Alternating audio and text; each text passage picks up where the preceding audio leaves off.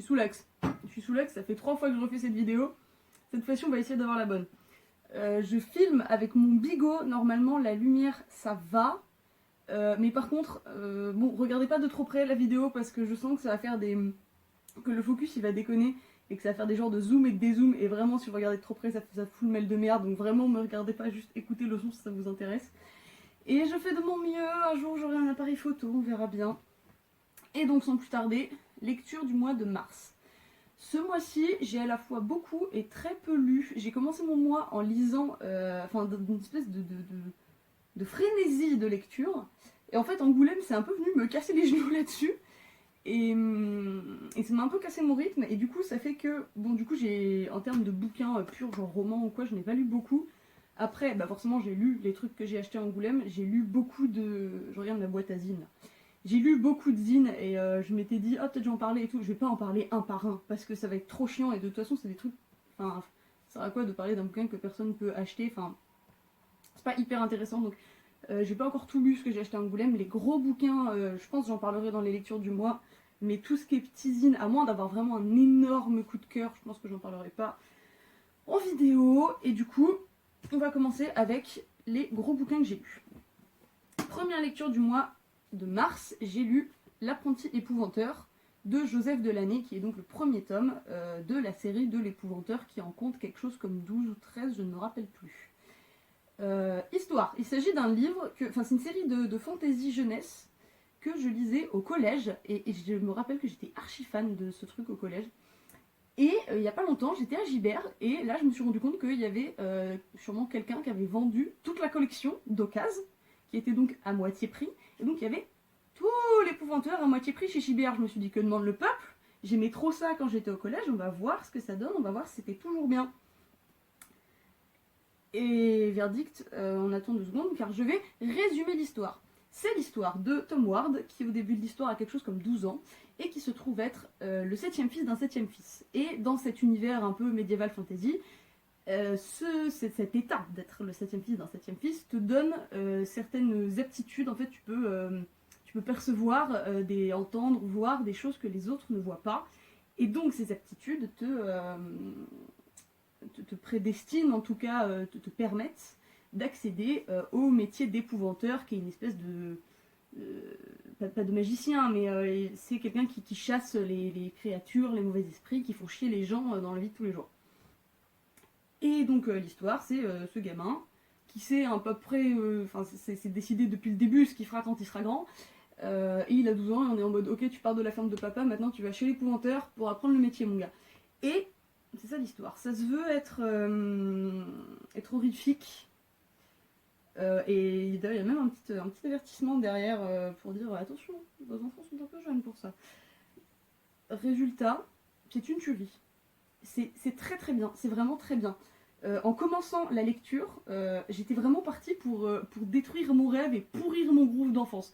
Genre vraiment, j'avais l'œil archi critique et tout. Genre les premières pages, j'étais vraiment en train de pinailler sur chaque détail. Genre, je sais pas, au début, il parle d'une superstition, on balance du sel ou quoi. J'étais en mode, mais n'importe quoi, si tu veux faire un univers médiéval réaliste, d'où tu gaspilles du sel comme ça, tu sais combien ça coûte du sel et tout. J'étais vraiment en train de râler pour rien. Et en fait, je me suis laissée embarquer et Mamma Mia, c'est incroyable, c'est trop bien.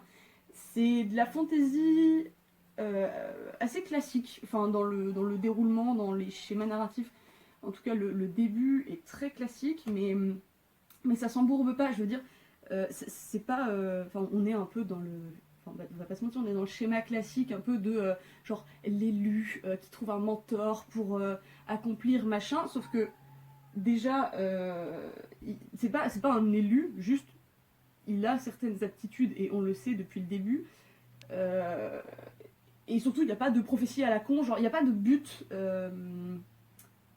ultime en fait. Son but ultime, c'est juste de survivre. Genre, c'est juste de buter les créatures mauvaises et de survivre, c'est tout. Genre, il n'y a pas de but plus haut que ça. Et surtout, je veux dire, c'est pas... ça va vite en fait. L'intro va vite parce que sinon ça aurait été super chiant. Mais c'est pas le truc de oh là là, c'est un simple fermier, et du coup pendant 30 pages, on suit ces histoires de simple fermier, et là un jour, waouh, il rencontre un vieux qui va lui dire que machin et tout. Là, la partie tu es le 7e fils d'un 7e fils, donc tu vas aller chez l'épouvanteur, voici l'épouvanteur, tu le suis pour aller dans sa maison, ça dure 15 pages, sans déconner 15 pages, c'est hyper rapide, et après t'es direct jeté dans les péripéties, dans l'aventure, dans l'histoire et tout, et du coup t'as pas ce côté chiant d'introduction où t'es en mode allez vas-y, il va trouver un œuf de dragon, ou il va trouver l'amulette à la con de je sais pas quoi, non, ça va vite, c'est efficace, et ouais après t'es jeté dans, puis après c'est que des petites péripéties de genre de créature en créature en fait, qu'il doit anéantir, entraver, tout ça. C'est ultra lourd, c'est vraiment très très très bien. Et en relisant, je me suis rendu compte que je ne me rappelais vraiment que très peu de l'histoire et du scénario. Et du coup, je suis très contente parce que c'est-à-dire que je vais pouvoir tout redécouvrir. Les personnages de cette histoire, les personnages sont un plaisir. Enfin, vraiment très bon personnage. L'épouvanteur, il est trop stylé. Tous les personnages sont très ambivalents en fait. Pour l'instant, il y a, on va dire, 4 personnages principaux. Il y a le gamin, il y a l'épouvanteur, il y a la daronne du gamin, et il y a une de ses potes, enfin la pote du gosse qui s'appelle Alice, qui se trouve être pas sorcière, mais issue d'une lignée de sorcières. Et genre les sorcières dans ce truc-là, c'est vraiment genre l'ennemi public numéro 1 à anéantir. Mais il va devenir pote avec elle suite à une série de malentendus et ils vont faire des aventures, des machins et tout. Et je veux dire, c'est quand la dernière fois que vous avez lu une histoire avec une petite fille de 12 ans moralement grise à donf? Tous les personnages sont bons, mais Alice, elle est incroyable. Ce personnage est dingue et je me rappelle pas du tout de comment elle finit. On va voir comment les personnages grandissent, évoluent et tout. Mais vraiment, Alice, c'est pas elle est gentille et des fois elle fait des trucs de connasse juste pour être une connasse. Genre, elle a vraiment des dilemmes, genre hardcore. Enfin, pour de la fantasy jeunesse, mais genre elle a des vrais dilemmes, elle est extrêmement ambivalente et j'ai très hâte de voir comment elle tourne parce qu'effectivement je ne me rappelle plus. Donc, très bon personnage, extrêmement bonne surprise sur les personnages. Et ouais, donc du coup, ce bouquin-là, je l'ai bouffé sans déconner en une journée. Genre en une après-midi. Bon, il est pas non plus énorme, c'est écrit un peu gros, mais. Les scènes d'horreur aussi. Les scènes d'horreur marchent très très très bien. Clairement, j'étais pas en train de me chier dessus parce que c'est de la jeunesse quoi. Mais très bon, ça marche très bien, c'est un vrai plaisir. J'ai donc acheté le tome 2. Tome 2, qui est un peu plus gros. Je sais pas ce qui s'est passé. C'était une journée, vraiment, j'avais cours de 9h à 18h, je l'ai bouffé en un après-midi. Comment j'ai fait ça, je ne sais pas. Tome 2, donc la malédiction de l'épouvanteur. Extrêmement lourd aussi, très très bon. Ma seule petite inquiétude, c'est que déjà dans le tome 2, il se passe des trucs de ouf, vraiment, hein. Il se passe des trucs de gueudin. Genre ils arrivent à buter une entité maléfique enfermée sous une ville depuis des centaines d'années que personne n'a jamais réussi à anéantir et tout. Et du coup, forcément on est dans le toujours plus, tu vois, les ennemis sont toujours plus puissants, ça fait toujours plus peur et tout machin. Mais si il se passe des trucs de ouf comme ça au tome 2, au tome 13, on va pas s'en sortir les gars. Et du coup j'ai juste un tout petit peu peur que ça s'essouffle au bout d'un moment.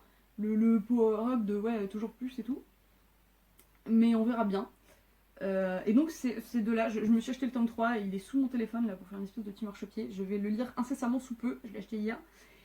Et je compte bien m'acheter toute la série et relire toute la série parce que vraiment pépite. Si vous avez si vous connaissez des collégiens, si vous êtes un collégien, si vous aimez la fantasy jeunesse, je recommande à 1000%. Et ça m'a fait... en fait, cette série, ça m'a fait réaliser... Alors que déjà, la fantasy jeunesse, c'est archi lourd. Et ça me troue le cul que ce soit aussi sous-coté. Et aussi mal considéré, parce que c'est hyper lourd. Et... j'ai pas le secret intégral du bonheur, mais lire les trucs... Enfin, faire des trucs que vous aimiez enfant, en règle générale, et donc lire des trucs que vous lisiez enfant, est une partie de ce secret. J'en suis intimement persuadée. Relisez des trucs que vous aimiez quand vous étiez gosse et des fois vous allez vous rendre compte que vous aimiez de la merde et des fois vous allez avoir des super bonnes surprises et genre quand t'es adulte et que tu essaies de lire, de te remettre à lire et tout machin, tu te dis quand j'étais gamin j'avais tellement pas de mal à lire, genre je me posais et pendant 4 heures je lâchais pas mon bouquin et maintenant que je suis adulte avec le stress et les soucis de la vie j'ai perdu en concentration, j'arrive pas non. C'est que quand tu deviens adulte, les bouquins ils sont chiants. Quand tu deviens adulte, les bouquins ils sont relous, c'est pour ça que t'arrives pas à lire. Lis des bouquins jeunesse, mon pote, genre Ouais, ça c'est mon conseil si vous avez du mal à vous remettre à lire, mais lisez de la jeunesse. J.K. Rowling, Istrache, mais relisez Harry Potter. Lisez ça, lisez... Je sais pas, lisez Pierre Bottreau, c'est lourd Pierre Bottreau, c'est trop bien. Genre, faudrait que je relise Elana, mais j'en garde un souvenir de zinzin. Lisez Mario de Muraille aussi. Un jour, faudra que je me rachète des trucs de Mario de Muraille et que j'en parle ou quoi, parce que c'est incroyable. Lisez Mario de Muraille, cette femme, elle est incroyable. Et donc, j'ai rien oublié dans mes petites notes. Si, voilà, pour donner encore plus envie, en termes de vibe, l'impression qui s'en dégage, pour moi, c'est un mix entre The Witcher et les Contes de Terre-Mère. Avis personnel, vous en faites ce que vous voulez, mais pour vous donner une idée de l'ambiance. Donc, lourd. J'ai également lu Mémoires d'Adrien de Marguerite Yourcenar. Marguerite Yourcenar, écrivaine française. Elle n'était pas à l'Académie française, je me rappelle plus. Je sais pas. Mémoires d'Adrien. Adrien, empereur romain. Ce bouquin, c'est Marguerite Yourcenar qui imagine l'empereur Adrien vieux qui écrit ses mémoires pour genre son neveu ou je sais pas qui. Enfin, dans une lettre, en fait, il écrit une super longue lettre dans laquelle il fait ses mémoires. Pourquoi ce livre? Pourquoi Marguerite Yourcenar? Pourquoi Adrien? Antinoüs. J'ai pas d'autre explication. Antinoüs. Antinoüs, alors pour le coup c'est historiquement vrai. Antinoüs c'était globalement le cum de Adrien et il s'est tragiquement noyé dans le Nil. Adrien, énorme somme, Adrien décide de lui faire de faire ériger des statues à sa mémoire, et puisqu'il s'est noyé dans le Nil, il fait faire des statues de lui un peu à la mode égyptienne. En tout cas il le représente de manière il le représente en pharaon divinisé dans la mort pour l'honorer et garder son souvenir. Et donc il fait ces statues-là. Et au 19e, on redécouvre les statues, enfin l'Égypte et les statues d'Antinoüs qui sont donc dans l'ancien empire romain.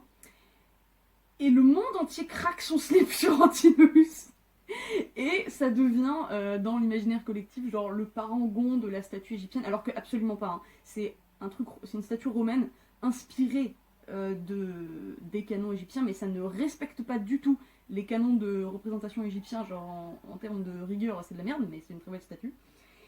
Et on voit des Antinoüs partout. Partout. Genre les mecs, ils en foutent partout, ils en font des bustes, des machins, des pieds de table. Le 19e siècle craque son slip sur Antinoüs. Moi compris, en fait, j'ai vu ça en cours d'histoire de l'art. Au semestre dernier, dans mon cours de... Alors, j'ai eu un cours d'évolution du goût pour l'Égypte. J'ai eu un cours sur l'Égypte et un cours sur le goût pour l'esthétique égyptienne, etc. Et j'ai vu la statue la plus connue d'Antinoüs, et je me suis bavée dessus. Je ne sais pas ce qui s'est passé. J'avais chaud, je ne comprenais plus rien, je me suis bavée dessus. Je pense que c'est ça qu'on appelle être un simp. Et cette statue m'a fait quelque chose, et maintenant je le vois partout et je n'en peux plus. Et c'est donc pour cette seule et unique raison que j'ai commencé Mémoire d'Adrien, en espérant avoir, parce que ce serait historiquement logique, avoir des longs passages langoureux et descriptifs d'Antinoüs. C'était mon espoir en commençant ce livre. Je vous avoue que je ne l'ai pas fini. J'en suis aux 2/3 et il n'y a toujours pas d'Antinoüs. Et j'en ai marre. J'en ai affreusement marre. J'en suis aux 2/3 et il est toujours pas cité. On n'a toujours pas son nom. On n'en parle toujours pas. Est-ce que j'ai retrouvé la citation?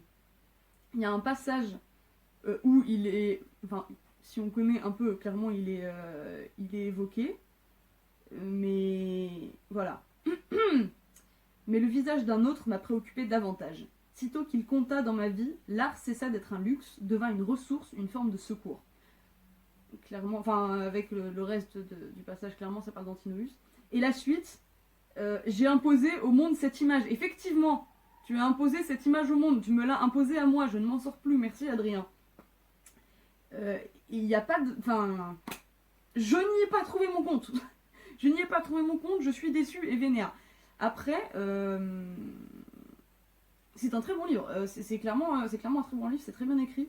Il y a plein de... Enfin, j'ai beaucoup entendu que Marguerite Yourcenar, elle avait une écriture très froide, et je suis archi pas d'accord. J'ai beaucoup aimé le style. Je trouve qu'elle a le sens du mot juste au bon endroit. Et genre, les expressions...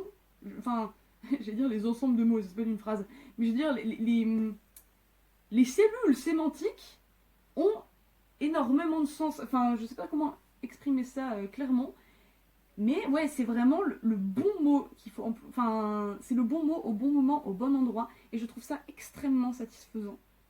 Parce qu'elle n'a pas besoin d'en faire des caisses et des caisses, parce que le bon mot est là au bon endroit. Et j'aime beaucoup. Et j'ai surligné plein de trucs parce qu'il y a vraiment des très belles phrases, des très belles tournures de phrases, des très belles expressions, et j'ai beaucoup aimé ce côté-là. Je l'ai pas fini, et là je suis passée à autre chose parce que j'ai envie de lire autre chose et que je suis vénère. Peut-être qu'il arrive plus tard en finissant, mais pour l'instant, je suis déçue. Mais c'est un très bon livre, j'ai beaucoup aimé le style et je pense que clairement je vais le finir. Pas tout de suite, mais je vais le finir. Je pense que c'est le genre de truc que je vais bouquiner en vacances sur un transat, genre ouais, il me reste un tiers à lire. Et je le lirai plus tard. Voilà, un autre secret du bonheur, ne culpabilisez pas de ne pas finir vos livres, c'est pas grave, vous avez le droit de pas finir les livres, même s'ils sont bien. Donc le simp ne sera pas pour aujourd'hui. Je sais pas à quoi je m'attendais, parce que clairement je m'attendais pas je sais pas, au chant d'Achille. Clairement pas. Mais quand même, fais un effort, Marguerite. Fais un effort. Je plaçais des efforts en toi, Marguerite. J'avais confiance en toi et tu m'as trahi, Marguerite. Donc, je cherchais déçu, mais très bon livre, je recommande très fort, c'est très bien écrit. Et c'est presque tout. Si, niveau BD, j'en ai un peu parlé dans la... Et en plus, je l'ai pas sous la main parce que je l'ai prêté à Rafou. J'ai lu Adieu triste amour de Myrion Mal, donc et sa dernière BD qui est sortie le 1er avril, mais que j'ai eu en avant-première dédicacée à Angoulême, et j'en ai un peu parlé dans ma vidéo Loot Angoulême, donc je vais pas m'étendre dessus outre mesure, surtout que je l'ai pas sous la main, mais c'était une très chouette BD. J'ai beaucoup aimé qu'elle fasse un travail sur la couleur cette fois-ci, mais enfin pour le coup c'est juste perso, c'est pas que c'est bien ou pas bien, mais j'ai trouvé l'histoire un peu manichéenne. Alors, c'est plus que ça, mais grosso modo, l'histoire c'est sors avec des meufs et tes problèmes seront réglés.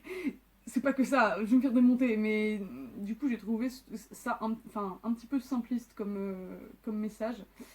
Et ça m'a moins touchée que son autre fiction, mais c'était une chouette BD. Et je suis contente de l'avoir acheté. J'en ai fini pour les lectures du mois de mars. Vous allez clairement avoir genre 1 ou 2 épouvanteurs tous les mois pendant 6 mois, et je suis pas désolée. Et on se retrouve pour les lectures du mois d'avril le mois prochain. Bisous.